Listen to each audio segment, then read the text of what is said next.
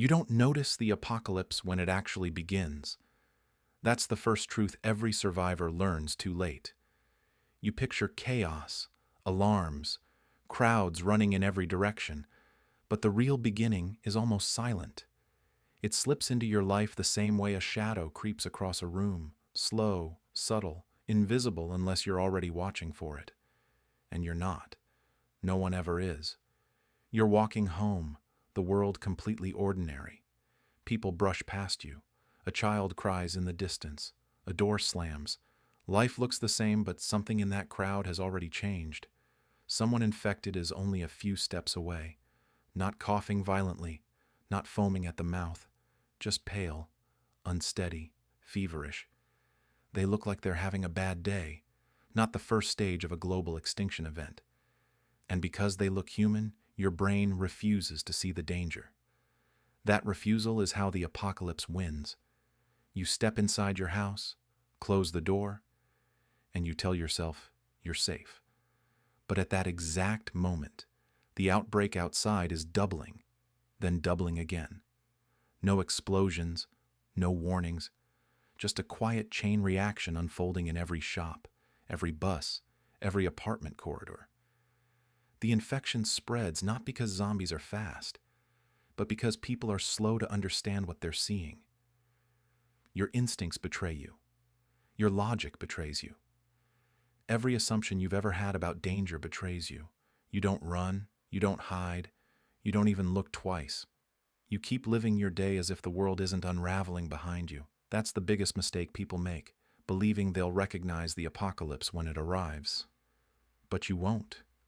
Not until the first scream echoes down your street. Not until you see someone rise again after falling lifeless. Not until the nightmare stands close enough for you to smell its breath. By then, survival is no longer about preparation.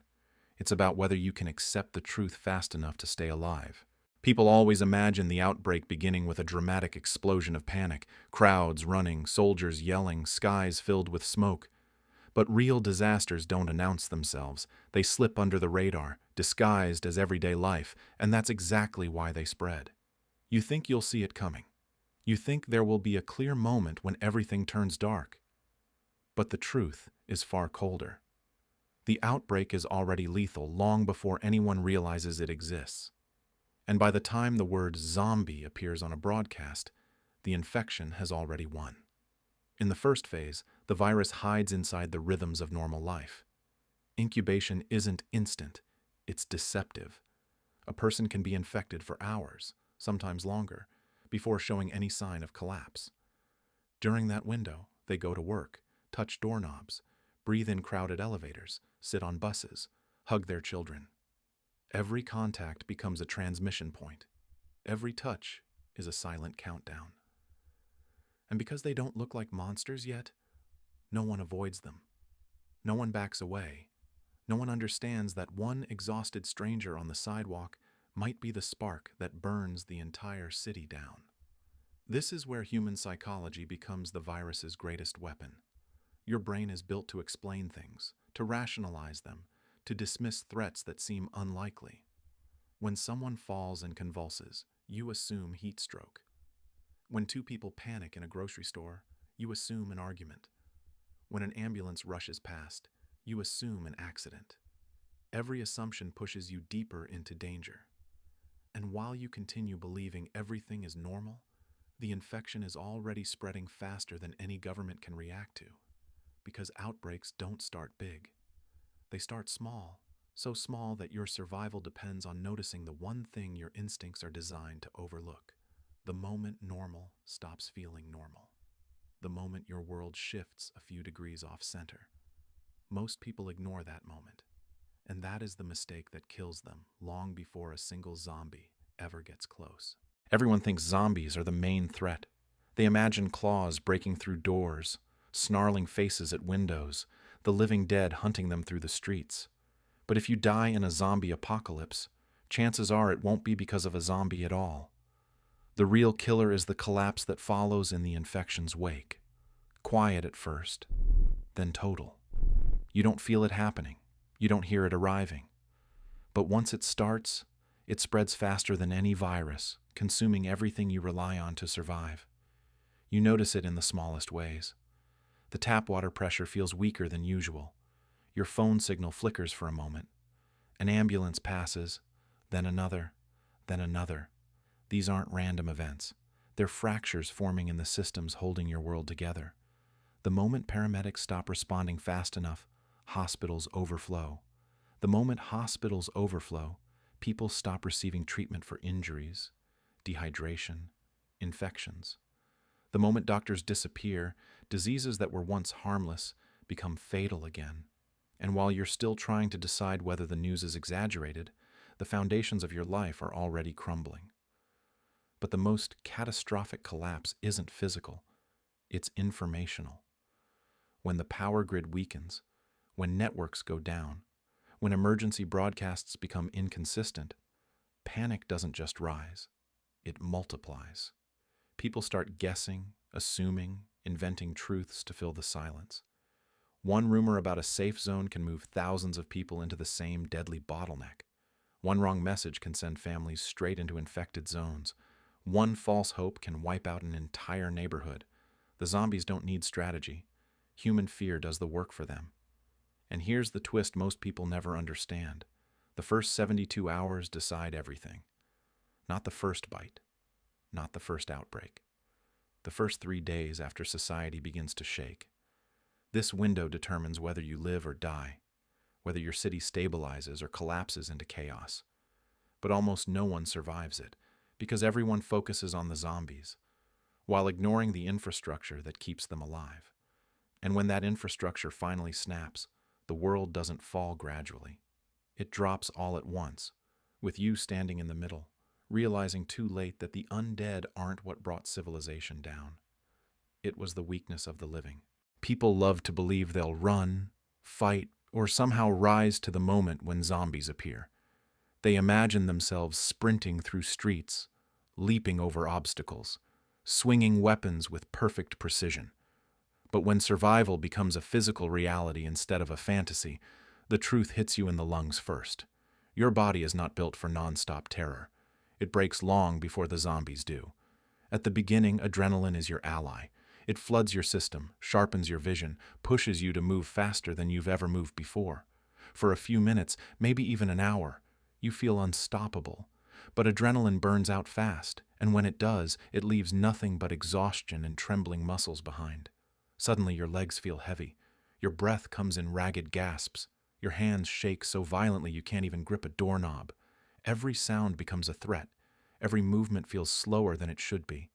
And your own heartbeat becomes loud enough to drown out your thoughts. That's when the real danger begins. Because zombies don't get tired. They don't slow down. They don't conserve energy or stop to rest. You do. Every decision you make has an energy cost. Every step drains you. And in a world where noise equals death, the simple act of panicking becomes a beacon. When you run too long, you start stumbling. When you stumble, you cry out. And that cry, no matter how small, travels farther than you expect, far enough to pull a horde toward your location without you ever seeing them. This is the part people never prepare for: the economy of effort. Survival isn't about strength or bravery. It's about how little energy you can afford to waste. Every unnecessary movement is a risk. Every moment of bravado is a death sentence. You can't fight 10 zombies because the battle won't kill you. The exhaustion afterward will. You can't sprint across a street because if you trip, even once, the sound alone could drown you in infected bodies. You can't swing a weapon repeatedly because each swing steals future calories your body desperately needs. In the apocalypse, your most limited resource isn't ammo, food, or time. It's your own endurance. And once it runs out, everything else runs out with it. People love to believe that a gun is the ultimate survival tool, your golden ticket through the apocalypse. In every story, the hero snaps open a rifle, cocks a shotgun, or draws a pistol, and suddenly the undead don't look so threatening anymore. But in a real zombie apocalypse, a gun isn't a solution. It's a trap. And the moment you pull the trigger, you'll understand why. You picture yourself calm, steady, firing with perfect accuracy. But gunfights in movies don't show you what your body does under real fear. Your hands sweat, your heartbeat shakes your grip. Your vision narrows so intensely that you lose awareness of everything except the target directly in front of you, meaning you miss the other three approaching from your side. Your accuracy drops by more than half the moment panic sets in, and the louder your heartbeat gets, the worse your aim becomes. People don't shoot like heroes under pressure. They shoot like terrified animals trying not to die. And then there's the sound. Guns are not quiet, not the way people imagine. A single shot from a handgun is loud enough to echo through streets, stairwells, alleys, valleys, carried by surfaces you don't even think about. Indoors, the sound is even worse. One trigger pull can travel hundreds of meters, sometimes more. To you, it's just one desperate attempt to survive. To the undead, it's a flare in the night sky, an unmistakable signal revealing exactly where you are. You don't just kill one zombie, you invite 20. People also forget the simplest mechanical truth. Guns fail. They jam when dirty. They misfire when handled incorrectly. They become useless once you run out of ammunition, which you will, because ammo is not infinite. It's heavy, it's rare, and every bullet you fire is one more you will never recover. Meanwhile, you're burning through your supply far faster than you can replenish it, especially when stress makes you miss more shots than you hit. But here's the twist that catches almost every survivor off guard. A gun doesn't make you more dangerous. It makes you more detectable. Zombies don't respond to strategy or intimidation. They respond to stimuli, light, heat, motion. But most of all, sound. The living who hear your gunshots will also come looking, because where there's noise, there are supplies, bodies, or both. The more you rely on firearms, the more attention you draw from enemies who are faster, more desperate, or more organized than you are. A gun might save you once, maybe twice, but every trigger pull narrows your future. Every echo invites something closer. And the longer you survive, the more you realize that the loudest weapon in the apocalypse is often the deadliest, not to the zombies, but to you. People have always believed that cities are death traps during a zombie apocalypse, and at first, they're right. High population density means faster infection. Panic spreads as quickly as the virus. Streets clog, exits collapse, and every hallway becomes a funnel that traps the unprepared. In the opening days, cities fall with terrifying speed. But here's the part almost no one understands. Once the initial wave passes, the danger shifts. The city doesn't remain the deadliest place to be. The countryside does. It sounds backward. Open fields, quiet roads, distant neighbors, everything about rural life seems safer. You imagine space to breathe, space to hide, space to escape. But survival is not about space, it's about resources. And the moment you leave an urban area, you step into a world where resources no longer exist at the scale you need them. Think about it. Cities hold hospitals, pharmacies, water treatment facilities, hardware stores, factories, even abandoned vehicles filled with fuel. They're dangerous early on, but they're also supply-rich, dense pockets of everything you need to stay alive long enough to outlast the chaos. In the countryside, there is nothing dense. Supplies are scattered. Houses are far apart. Medical resources are minimal. And when something goes wrong, and something always goes wrong, you're alone. No lights in nearby buildings, no strangers to warn you, no chance of stumbling into a hidden cache of food. The silence becomes your enemy, because in that silence you can't tell whether you're safe or simply too far from danger to hear it approaching. And then comes the rural paradox. Zombies don't disappear in the countryside. They disperse. They drift across farmland and forests in small clusters, unpredictable, uncontained. You can't track a horde when it doesn't behave like a horde anymore. One moment the land seems peaceful, the next, a group of infected emerges from behind a barn or tree line with no warning at all. You can't outrun them across open ground.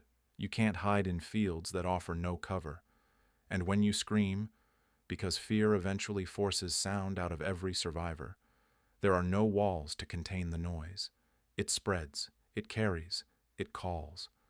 Worst of all, isolation creates illusions of safety. A quiet rural house looks untouched, the door slightly open, the windows unbroken.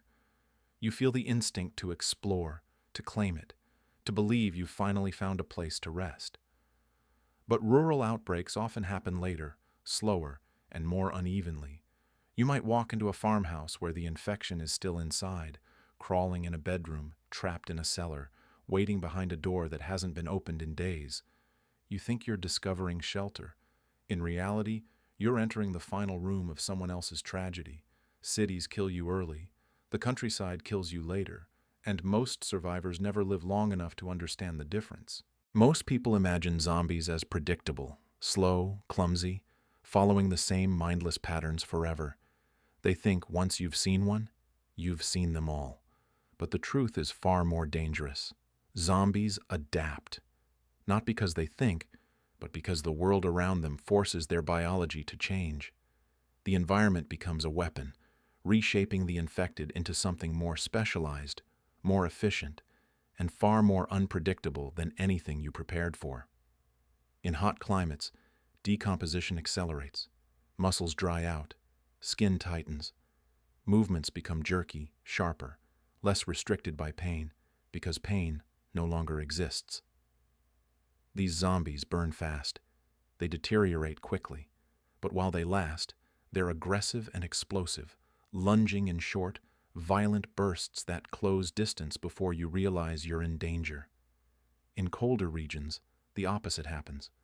Cold slows decay, preserving tissue, preventing rigor mortis from locking the body in place. These infected don't rot, they endure. Their movements are smoother, quieter, more controlled. They can survive months that would destroy others, and in freezing temperatures, they don't die. They wait. Humidity shapes them too. In damp environments, infection spreads across the skin surface, growing fungal layers that reinforce muscle fibers and increase grip strength. Swamps and wetlands produce zombies that don't slip, don't sink, and don't struggle in mud the way humans do. Underground spaces, tunnels, subways, bunkers, Changsheng infected that adapt to darkness. Their pupils widen, their hearing sharpens. They navigate by sound, by vibration, by the smallest tremor in the air. You think you can hide in the dark, but darkness is where these things are most alive. But the most frightening adaptation doesn't come from nature at all. It comes from humans. Every time survivors fight back, burning bodies, using chemicals, building barricades, the infection responds. Heat-resistant strains survive fires. Hardened tissue evolves from repeated blunt trauma. Pathogens mutate faster when under pressure, evolving around the obstacles we create. Every attempt to exterminate them becomes another evolutionary test, and only the strongest, most adaptable variants survive long enough to spread. This is the part no one ever prepares for. You aren't fighting a single type of zombie. You're fighting an entire ecosystem of them. Each region, each climate, each human countermeasure shapes a different kind of threat.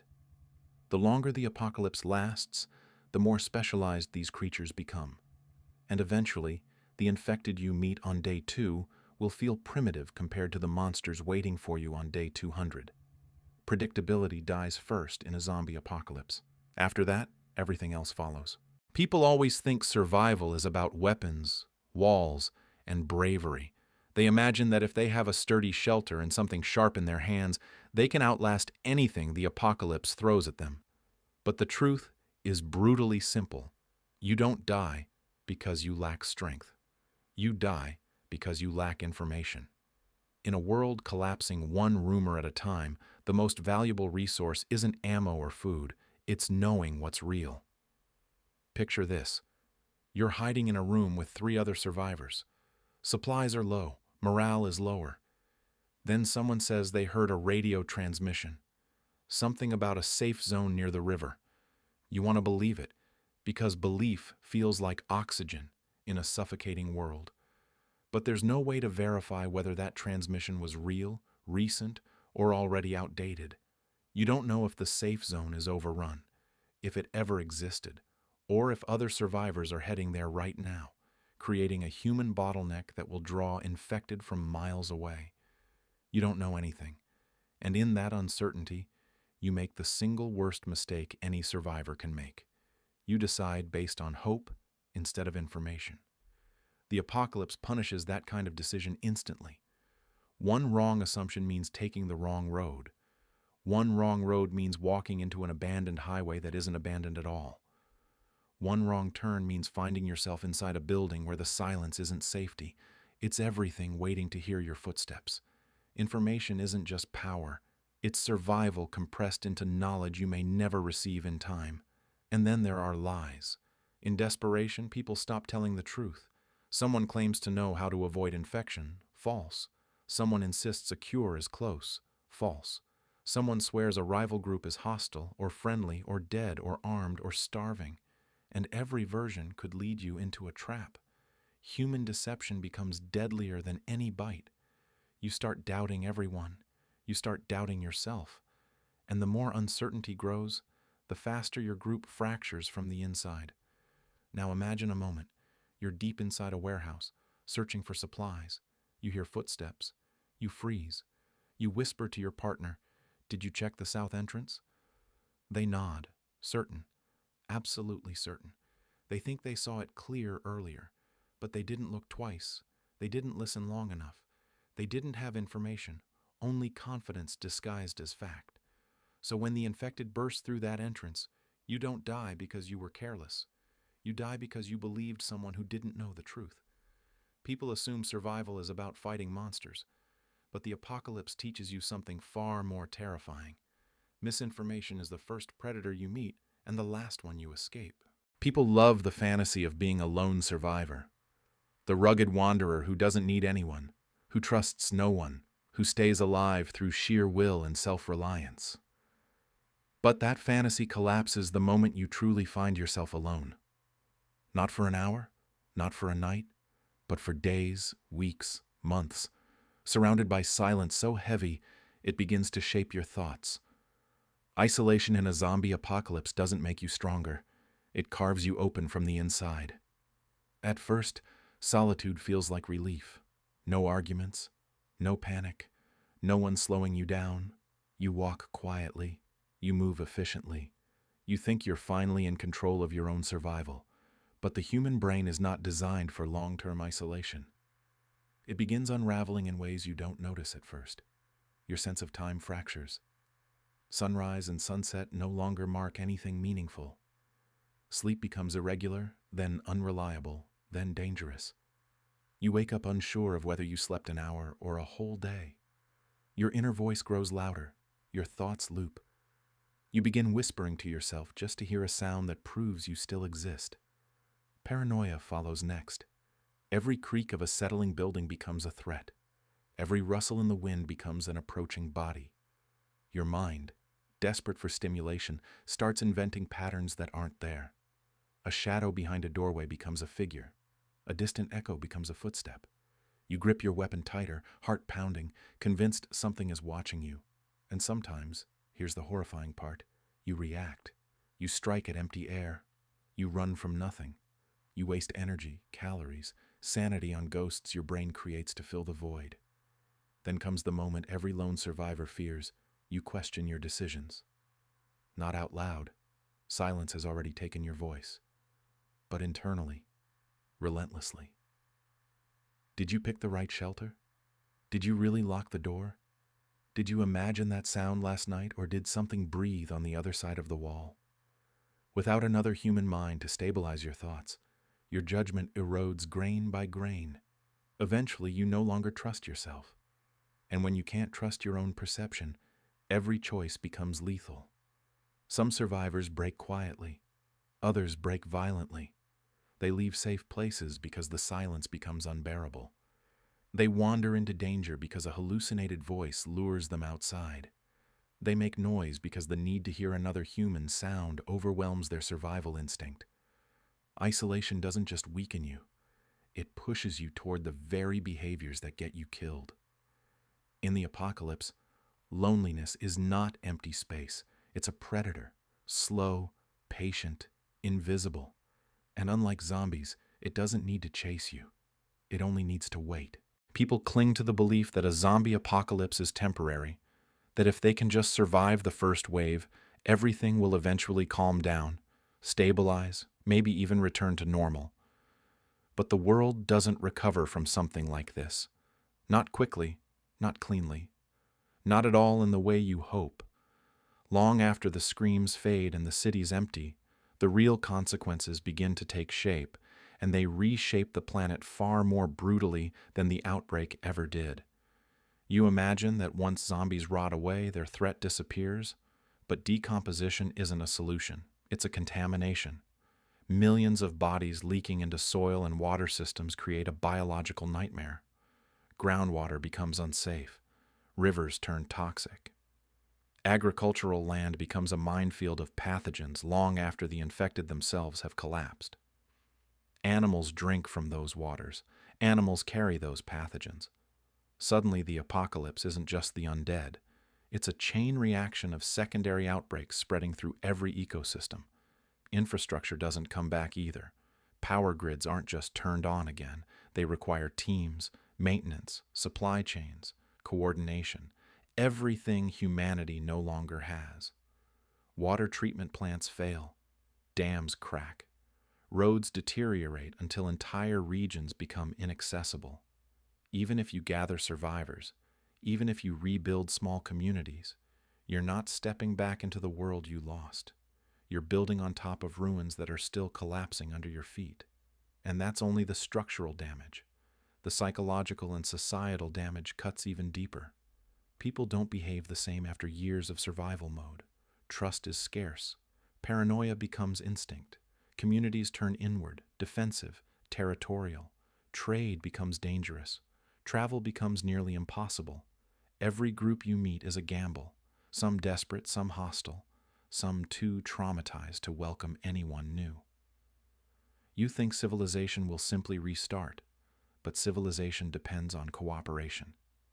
And cooperation is the first thing to die in a world where fear becomes the dominant language. Then comes year 2, the year when supplies finally run dry. No more canned food, no more preserved medicine, no more scavenging supermarkets for forgotten goods. Survivors must learn skills humanity abandoned decades ago. Farming without machines, healing without pharmaceuticals, building without modern tools. Winter becomes a threat again. Infection from a simple cut becomes deadly again. Death becomes familiar again. And even if the undead eventually vanish, the world they leave behind is unrecognizable. You don't step out of the apocalypse into recovery.